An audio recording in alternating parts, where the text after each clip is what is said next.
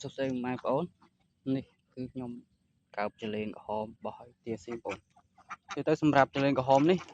មន់ទាចូលចិត្តស៊ីបងទាស៊ីទៅមានកម្លាំងបងដោយសារវាបូរប្រូតេអ៊ីនណា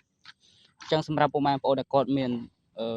ចំទាកប៉ាចំមន់អីបងប្អូនគួរតែចំចលេងក្រហមទៅដើម្បីយើងយកសាច់ចលេងហ្នឹងធ្វើជាចំណីមន់ចំណីទារបស់យើងបងហើយចលេងក្រហមនេះវាអត់ពិបាកចិញ្ចឹមទេបងប្អូនចំណីរបស់ចលេងក្រហមគឺលាមកគោបងលាមកគោលាមកជ្រូកឬក៏មកពពែអញ្ចឹងទៅណាតែបងប្អូនមានលាមកពពែដាក់លាមកពពែទៅពេលលាមកគោដាក់មកគោទៅនិយាយទៅវាស៊ីលាមកសត្វជាចំណីទេសម្រាប់ចលេងក្រហមនេះណាហើយអត្ថប្រយោជន៍នៃការចិញ្ចឹមចលេងក្រហមនេះឬក៏ចលេងពូជផ្សេងណាបើខាងខ្ញុំមានលក់ពូជចលេងក្រហមអញ្ចឹងសម្រាប់អត្ថប្រយោជន៍នៃការចិញ្ចឹមចលេងក្រហមគឺទី1សាច់របស់វាធ្វើជាចំណីមាន់ចំណីទាឬក៏ចំណីត្រីហើយមួយទៀតគឺអាចរបស់វាដាក់ដំណាំបងប្អូនយើងអាចរបស់វាដាក់ដំណាំ